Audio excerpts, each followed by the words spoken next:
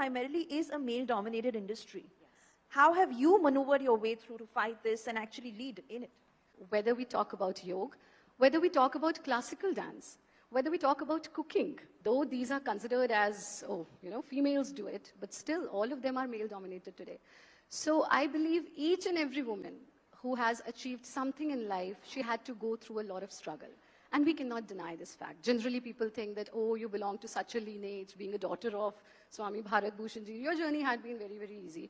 But trust me, koi bhi mahila hai, journey can never be easy because we have to do multitasking. We have to look after so many things. And similarly, happened with me when I was introduced as the youngest yoga guru. It was not something easy to be a yoga guru in a profession which is, as you said, male-dominated.